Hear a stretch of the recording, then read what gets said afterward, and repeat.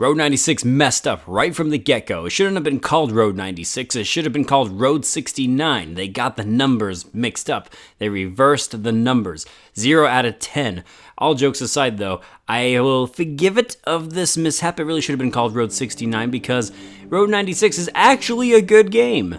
In Road 96, you play as a teenager who is trying to get out of Dodge because the world around him is all sorts of messed up. And along the way, which is in fact on Road 96, you will meet a bunch of charismatic characters, as I would call them, that may or may not be trying to kill you, help you, hinder your progress in your attempt to escape this world. Now, the interesting thing about this is as you play the game, you will slowly but surely start to figure out who each and one of these extra characters are, as well as what exactly is going on and why you're even trying to escape in the first place. I really like this, and it does all of this through a procedurally generated world. That's right, this entire game is done through procedural generation, baby!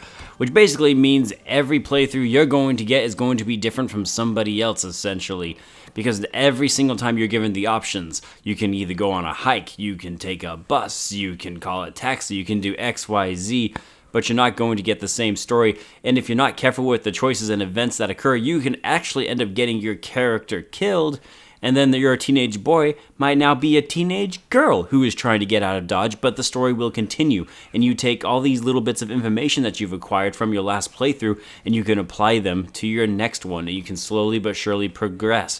And you don't only progress in trying to get to the end of the game and get that story, you also progress with the random characters. There are certain characters that you start to realize they each have their own story that they are going to tell you. And you can find out more about them, and you can collect collectibles, which also gives you more information about this world and these characters, and you start to build and build and build upon it, and it's really cool. And I really like this concept because then you don't just get one story, you get several stories, which is why it's such a shame that some of the things about this game aren't necessarily the best.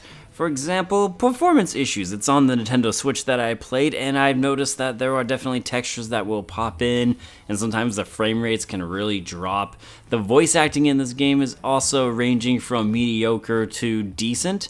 I wouldn't say any of the voice acting is stellar and the top-notch thing, but it gets the job done.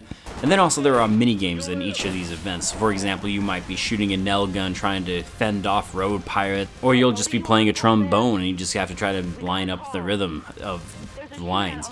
Not every single minigame is very exhilarating, but they are at least unique and different, and I do appreciate that.